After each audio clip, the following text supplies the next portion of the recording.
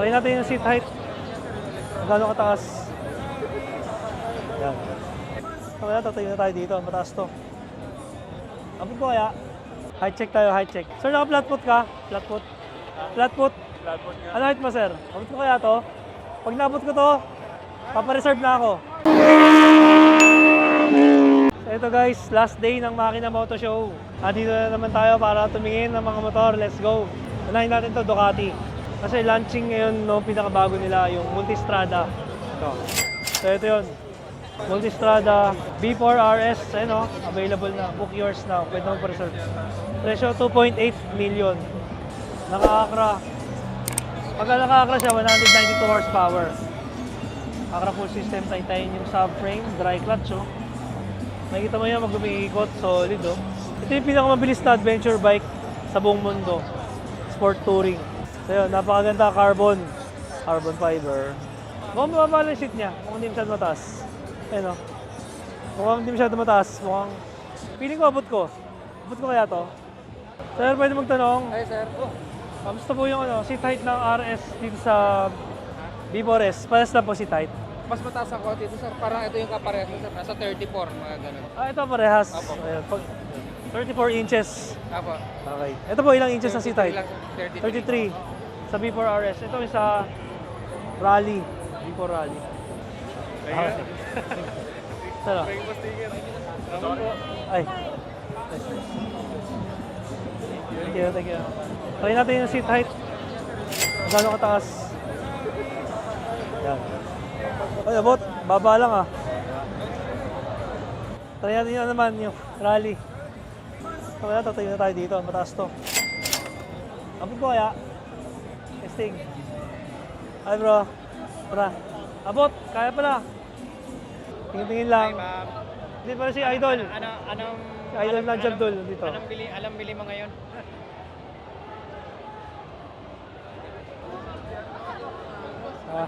Ayan, so ang horsepower nito, 170 horsepower pala to.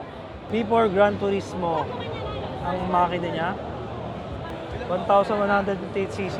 Rally, naka-spoke wheels. Tapos, mas mataas lang konti yung seat height.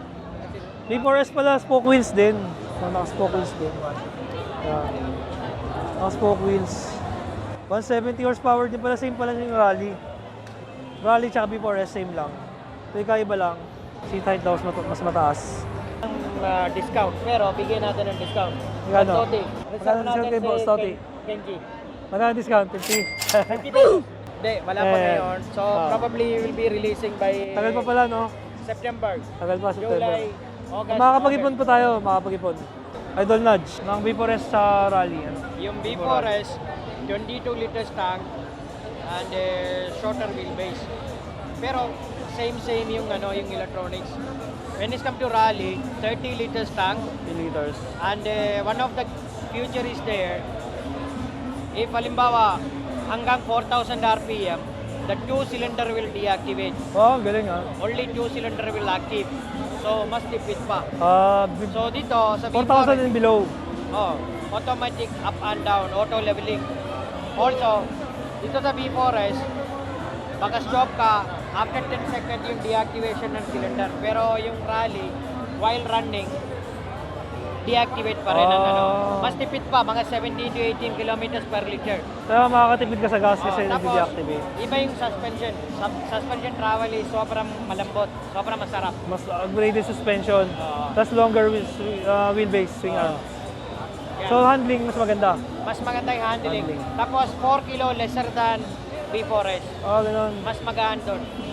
Dahil sa internals niya. Internal tapos Titanium. aluminum tank.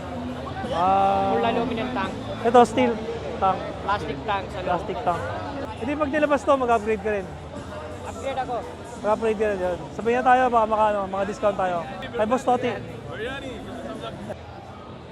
Ay, hello. Tara.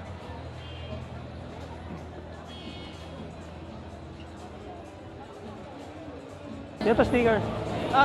Sticker. Salamat. Here. Yung ito, Trident, yung makina. Sports version. Try natin. Tumaas na. Yun. Mataas pala. So maganda yun niya, aggressive yung riding position niya. Nakayoko.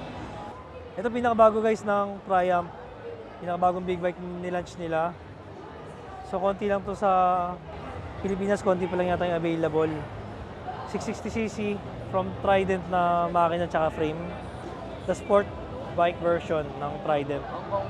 Ito pala yung ano, speed 400cc lang to. One cylinder lang. One cylinder na 400cc. Ganda ng suspension ah, malambot. Sir, may sticker. Meron. Yun. Air candy. Thank you po. Thank you. Ay, sir. Ito yung pinakabago ng SYM panlaban sa ano? Panlaban sa T-Max tsaka AK 550. 469 lang oh. Yung displacement nito nasa 500cc siya. 508cc. So, i-demo sa atin sir kung paano to. May ikot-ikot eh. Try natin sakyan. Try natin sakyan. Kamusta? Ayun. Medyo mababa yung ano niya, yung handle niya.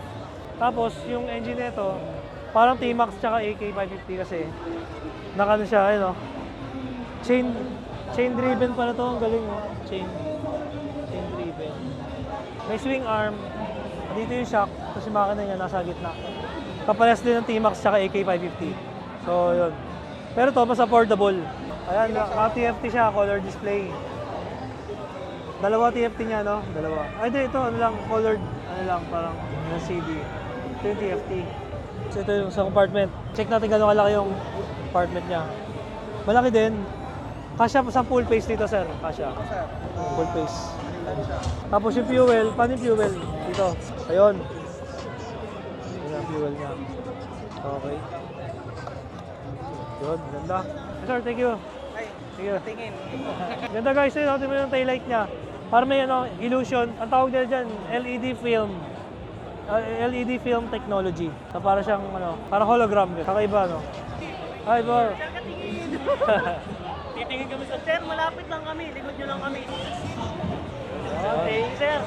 Soon, bibili akong big bike sa inyo. Yun. Sika ka, sir. Thank you, sir. Kita-kits tayo. Wala pa yung bago nakuha mo to. Wala pa. Sir, Eh.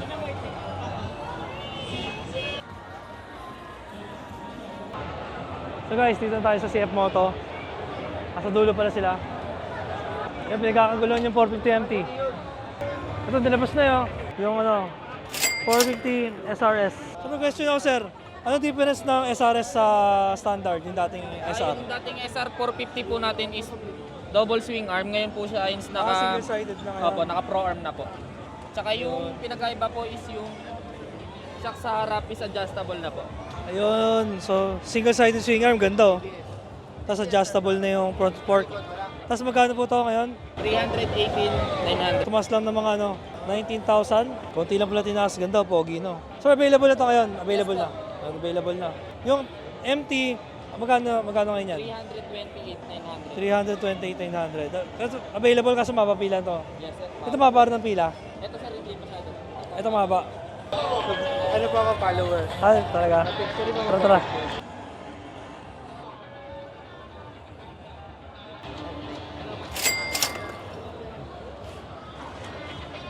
Ang mga mataas nga.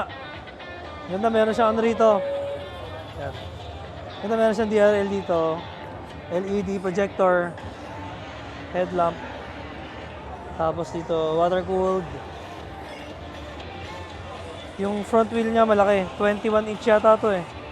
Spoke wheels. 17 yung likod, 21 yung harap. Kaya siya tumaas. Height check tayo, height check. Gano'ng kataas? tanong mo ka na kay Sir, ano height niyo, sir? 5'6". 5'6". Tiptoe si sir. Taas na, sir. Mataas. Kasi sir, tiptoe din eh. Pag ginamit mo yan, mas madalas na Kesa minto ka. Kesa minto ka. Yung tipto kasi sa traffic, doon mo problemahin yun eh. Ito, matangkad si sir eh. Ayan, matangkad. Subukan natin. Ha? Matangkad. Ayan, flat foot. Sa trail naman, ride ka lang ng ride or Okay. long drive. Sir, naka-flat foot ka? Flat foot? Flat foot? Ano height mo, sir? 5'10". 5'10". So, kailangan 5'10", pataas. Abot ko kaya to? Pag nabot ko to, papareserve na ako. Pag di ko nabot, ayoko na. Abot ko ba? Ay, abot naman pala eh. 411. Mga almost 5'5". Ayun si Idol Jet Lao Rider nandito. Testing natin. Try natin. Si Tai Check. Si ano muna, Yan. Ride Rookie. Si Rider Rookie muna. Si Tai Check. O si Jet Lao Rider naman. Ako ano ba? Haba ng pila eh. Wala pa mga stocks na available. Mahaba pila. Yan, 5'10 ang height ng Jet Lao Rider. Kaya flat foot. So, confirm. Pag 5'10 and above, flat foot. Yan. Kasi pagka flat foot nila, sakto lang eh. So kung 5'9 ka, pwedeng medyo hindi flat foot talaga eh. So yun. Ganda, adjustable oh. Adjustable yung windscreen niya. Yan. Kasi, yan, ganyan. Yan. Kasi suklay ka, pwede. Suklay. Sobrang lambot ng clutch niya, may yan siya. Clutch assist. Nag-order na rin pala si Jet Lao. Order na raw siya. Adventure. Ako haba ng pila kaya nadalawang isip ako eh. Oo. Kasi matagal-tagal pa eh. Yun. So yun, ganitong kulay. Maganda no, gray and black. Dalawang klase. Maganda itong isa eh. Dalawang klase. Fender, dikit na gulong. Ayun, ito yun. Ito yung isa, ito siya. Ito yung high fender. Ano ba kagandahan yan pag high fender? Off-road. Mas maganda to. Dahil yung talsik ng bato o ano? Oo. Ipit ng bato. Kala ko forma lang. Mas maganda pa itong high fender na tawag. Ito yung optional crash guard. Waterproof na side bags. So ano, kaya mga katingin, anong kulay yung gusto nyo? Yung gray and black or ito? Okay, YB oh. Fully adjustable daw eh, front and rear. Oo. Bro, thank you. Thank you sa insight.